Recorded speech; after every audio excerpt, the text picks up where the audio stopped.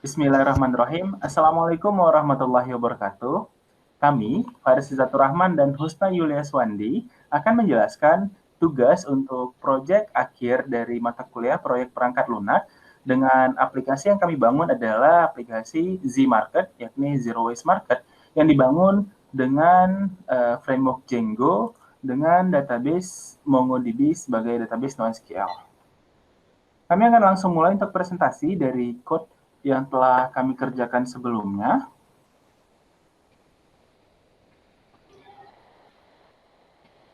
Oke, baik. Berikut adalah code awal settingan untuk core ataupun inti aplikasi yang kami bangun dari Zero Market ini, di mana di sini terdapat 4 aplikasi utama yang kami integrasikan di dalam install apps, yakni yang pertama adalah store, yang kedua adalah basket, yang ketiga adalah akun, dan yang keempat adalah order. Di mana store ini merupakan aplikasi yang menghimpun untuk list belanjaan ataupun list produk-produk yang ditampilkan di awal dan yang bisa diambil oleh si user. Basket adalah keranjang belanjaan yang dapat dimasukkan oleh user barang-barang apa saja. Yang ketiga adalah akun untuk membangkitkan user-user baru. Dan yang terakhir adalah order untuk melihat pesanan ataupun belanjaan yang telah dilakukan oleh si user tersebut. Dengan integrasi pada database-nya berupa engine yang kami gunakan adalah Django, yang merupakan integrasi antara Django dan juga MongoDB dengan nama database-nya adalah zmarket.db. Di sini URL yang digunakan secara garis besar terdapat kurang lebih seperti berikut. Yang pertama adalah admin untuk mengakses panel admin dari Django-nya sendiri. Lalu pada home-nya akan diarahkan kepada store URLs, di mana store ini merupakan dashboard awal daripada aplikasi yang kami bangun. Lalu yang ketiga ada basket, yang mana pet basket ini akan diarahkan kepada URLs di dalam basket. Lalu ada payment yang merupakan URLs pada payment, akun yang merupakan akun ke URLs, dan juga order yang include-kan ke dalam orders.url. Oke, untuk aplikasi pertama berupa store, di sini view yang dibangun terdapat 3 fungsi. Yang pertama adalah produk all, kategori list, dan juga produk detail. Masing-masing ini akan mengembalikan, yang pertama produk all akan mengembalikan seluruh produk yang dimasukkan oleh admin ke dalam database-nya, akan diambil berupa data-datanya. Yang kedua adalah kategori list, yang mana akan mengambil seluruh kategori yang dimasukkan ke dalam database. Dan yang ketiga adalah produk detail, yang akan menampilkan detail dari produk yang telah diinputkan sebelumnya.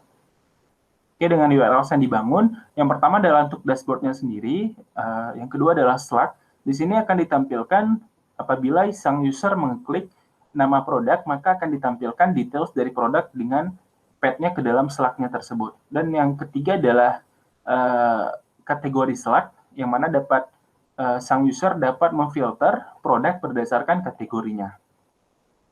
Adapun model untuk objek yang dibangun di dalam store ini ada yang pertama kategori. Kategori digunakan untuk membangun kategori. Yang kedua adalah produk. Di mana di sini menggunakan Django Manager untuk dapat menghimpun keseluruhan produk dalam sekaligus. Selanjutnya pada aplikasi akun, model yang dibangun ada 2 kelas. Yang pertama adalah Custom Account Manager, yang mana user yang dibangun ini dapat dikustomisasi. Bisa create super user maupun create user biasa saja. Yang kedua adalah user base untuk menginputkan data-data dari masing-masing user. Oke, untuk URL yang dibangun ada cukup banyak path. Pertama adalah login, logout, register. Untuk aktivasi, ada juga untuk reset password, konfirmasi reset password, dan juga untuk reset konfirmasi email reset password, lalu dashboard, edit profil, menghapus user, dan juga konfirmasi untuk delete-nya. Dengan views yang mana merupakan fungsi-fungsi yang dibangun di dalam aplikasi akun. Yang pertama adalah dashboard-nya sendiri dengan login required, lalu edit details dengan login required juga, lalu untuk delete user juga login required. Ketiga fungsi ini memerlukan user login terlebih dahulu dan mengambil nilai sessions-nya yang akan dibawa ke dalam user masing-masing untuk profilnya. Lalu ada fungsi untuk register account dan juga aktivasi account. Oke, selanjutnya pada aplikasi basket, model yang dibangun di sini dibuat dalam kelas baru, yakni kelas basket. Nah, kelas basket ini nantinya akan dapat menambah produk-produk yang telah dipilih oleh si user. Lalu juga bisa mengupdate produk apa saja yang diambil oleh user, melihat subtotalnya, dan juga melihat total dari keseluruhannya. Sang user juga dapat menghapus salah satu produk yang diambil ataupun menghapus sekaligus seluruh belanjaan yang telah dimasukkan ke dalam keranjang. Adapun URL yang dibangun, path-nya ada 4 untuk dashboard summary-nya, lalu ada untuk menambah, menghapus, dan juga memperbarui. Dengan fungsi yang dibikin di sini, yang pertama adalah summary, yang mana akan mengambil keseluruhan data yang ada di dalam orders, masukkan ke dalam basket, lalu dapat juga menambah belanjaan ke dalam basket, menghapusnya, dan juga memperbaruinya. Oke, lalu pada aplikasi orders, model yang dibangun pertama adalah order, di mana elemen-elemennya sebagai berikut dan juga order item. Di sini order merupakan barang yang telah dimasukkan yang akan dilakukan check out, sedangkan order item adalah barang-barang yang telah di check out kan. Lalu pada payment sendiri, tidak ada model apapun yang dibangun, namun views-nya terdapat yang pertama adalah basket view. Di sini basket view artinya sang user melihat keranjangnya. Di sini dapat diakses dari payment-nya. Lalu juga strip webhook, di mana kami menghubungkan aplikasi ini dengan strip untuk metode pembayarannya. Oke, untuk penjelasan code-nya sebagai berikut, kami akan langsung mendemokan aplikasi yang telah kami bangun. Oke, untuk dapat mendemokan, kita dapat menjalankan server Django dengan sintaks py manage.py run server. Nah, apabila telah muncul sebagai berikut, artinya Django telah aktif dan kita dapat mengakses aplikasi yang telah kita bangun. Dan untuk penjelasan dari alur aplikasi akan dijelaskan oleh Husna Swandi. Baik, kita langsung lihat saja Zmarket. Untuk tampilan awal seperti terlihat di layar, ini ada judul Zmarket dan sedikit penjelasan tentang Zmarket, yaitu Zero Waste Market, belanjamu selamatkan bumi kita. Di bawah judul kita disuguhkan dengan 2 button, yaitu masuk sekarang dan buat akun. Lalu di bawahnya lagi, user akan diberikan tampilan beberapa list produk yang diurutkan berdasarkan populer, ada nama dan harga dari produk. Lalu pada pojok kiri atas ada kategori dengan drop down. Ada beberapa kategori yang bisa dipilih oleh user. Kita akan coba satu kategori. Nah, ketika kita buka satu kategori, misalnya kategori beauty, maka yang akan ditampilkan ke user adalah produk-produk yang masuk ke dalam kategori tersebut. Lanjut, kita coba masuk akun. Nah, ketika ingin sign in, user diharuskan untuk mengisi email address dan password. Lalu, jika user lupa sandi, maka user bisa mengklik tombol lupa sandi. Ketika user mengisi email, maka Zmarket akan mengirimkan link untuk mereset password. Kita coba masuk. Sebelum masuk, user juga bisa membuat akun jika belum punya akun. Nah, di sini user diminta untuk mengisi username, email, sandi, dan ulangi sandi untuk daftar.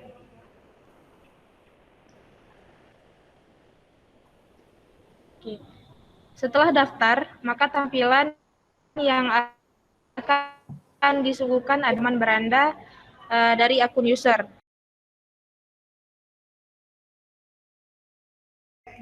Lalu setelah masuk ke akun, user akan disuguhkan dengan halaman beranda kamu, yang mana di sini akan ditampilkan list-list atau daftar dari belanja yang sudah pernah dilakukan atau transaksi yang sudah pernah dilakukan.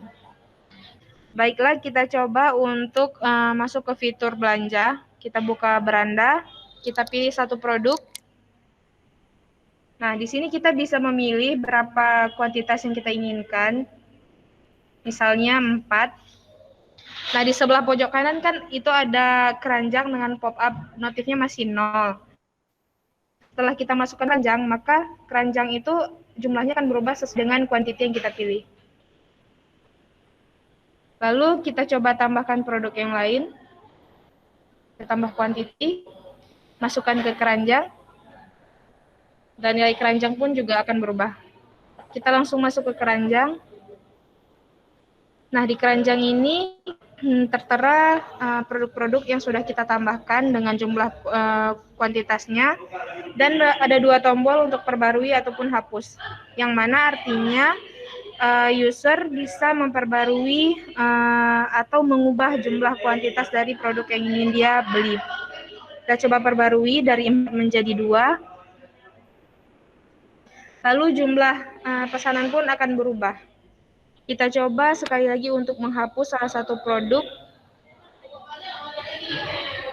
Nah, setelah dihapus pun subtotal dari harga juga berubah sesuai dengan kuantitas. Lalu kita coba untuk meng-check out produk tersebut. Oke, sebelum check out, tentu saja user akan dimintai untuk mengisi beberapa data seperti nama, alamat, email, dan nomor kartu untuk melakukan pembayaran. Kita coba isi saja.